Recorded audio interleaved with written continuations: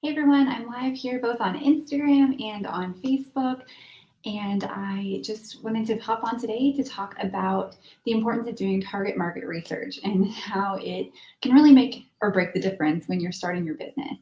And it's okay to even do target market research once you've already started your business to narrow down on who really are you talking to.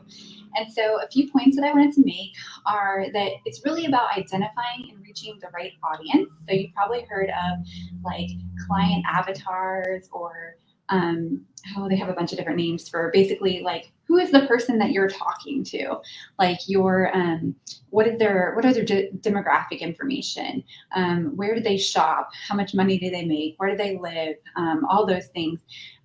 Also, what are their psychographics? What are their feelings and their thoughts and their beliefs? And all of these things can really help you to narrow down, to really know who you're talking to when you do any kind of marketing for your business.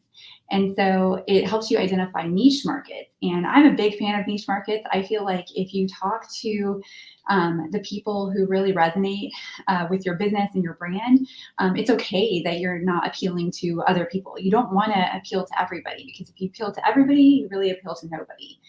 Think of like some of the biggest brands, like they're okay with people hating them, because another segment of people love them. And I think that is something that's hard for a lot of us in the beginning to realize, like, oh, I want everybody to love me and I want everybody to love my brand.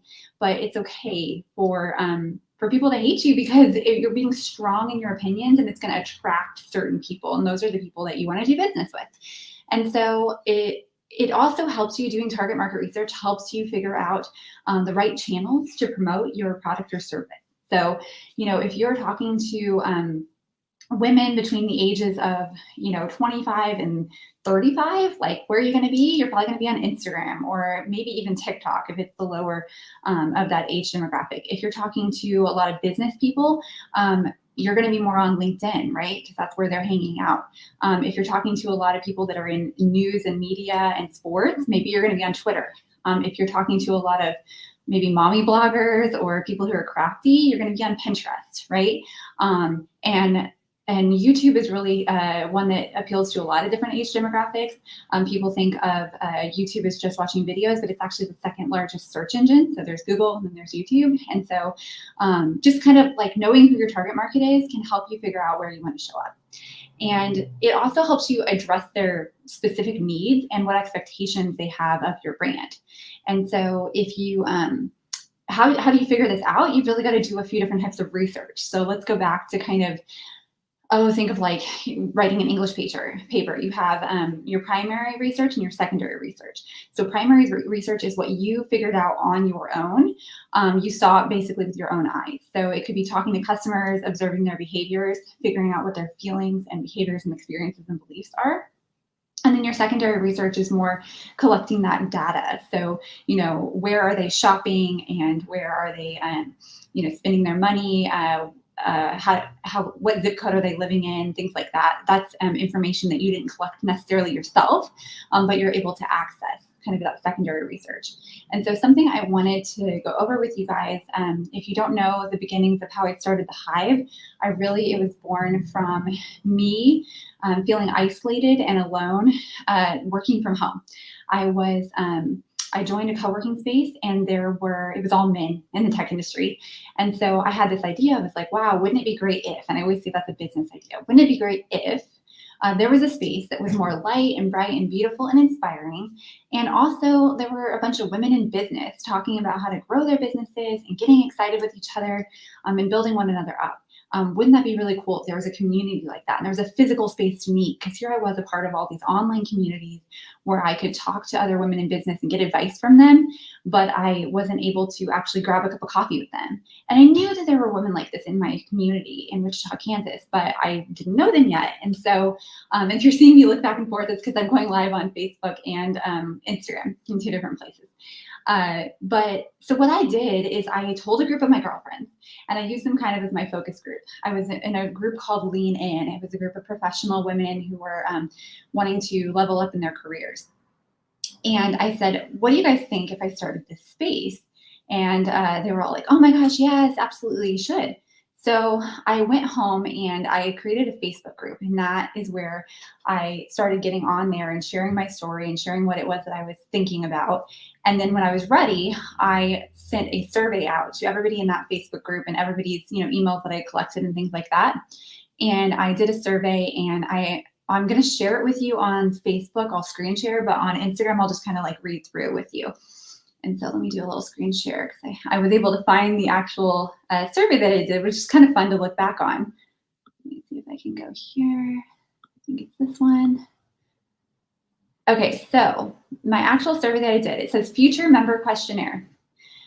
This questionnaire is for creatives in Wichita who have expressed interest in becoming and in having an inspiring, collaborative, innovative co-working space and are excited to become a member, whether for co-working or just to attend events/workshops, etc., when that space is available.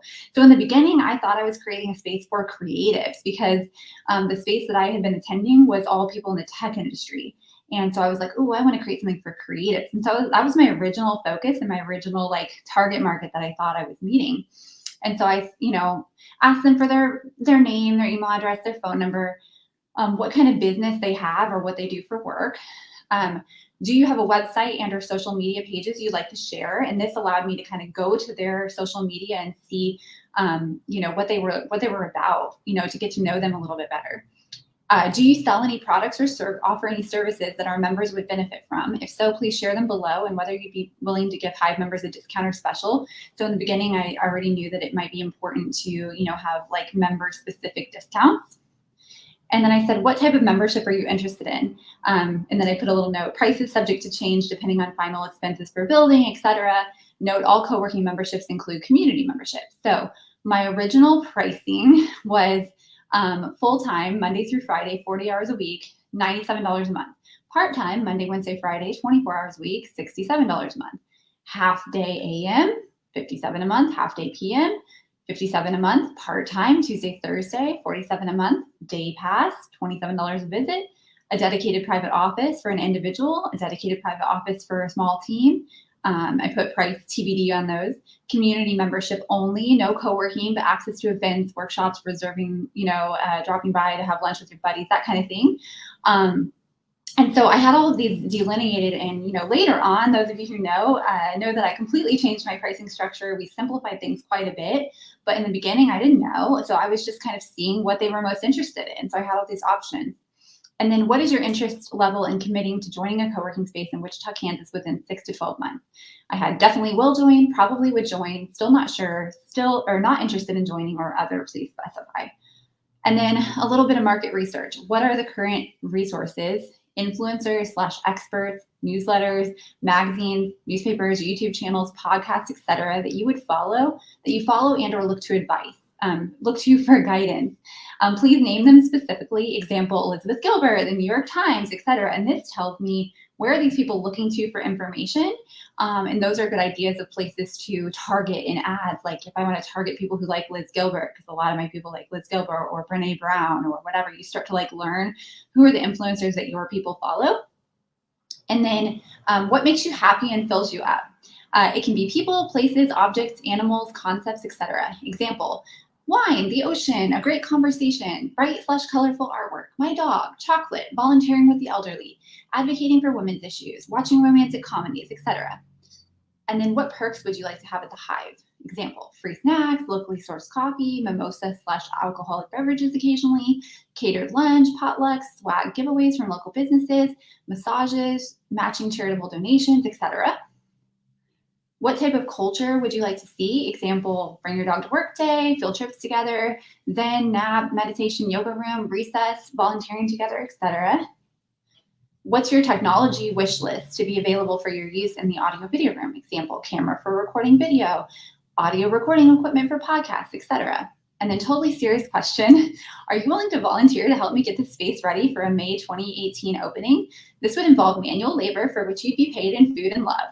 You would also be able to see the space before anyone else and have some serious input on what goes where. heck yes, I want to help. I'm all about having an active hand in creating this awesome space, or nah, I'd rather show up in May and be a pleasantly surprised super cheerleader at your grand opening. And then anything else you'd like to tell us. So this was the actual survey that I sent out to my prospective members. And I'm going to go ahead and pull up just a couple of the responses that I got because it's fun to look back on.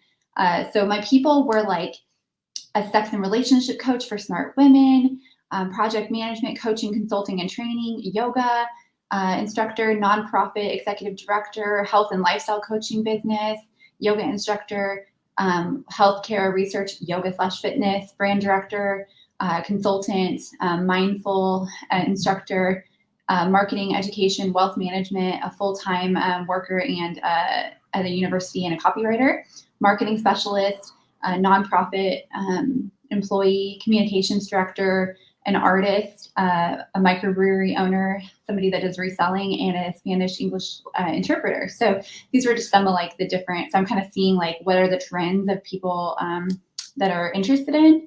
And then they told me about the products and services.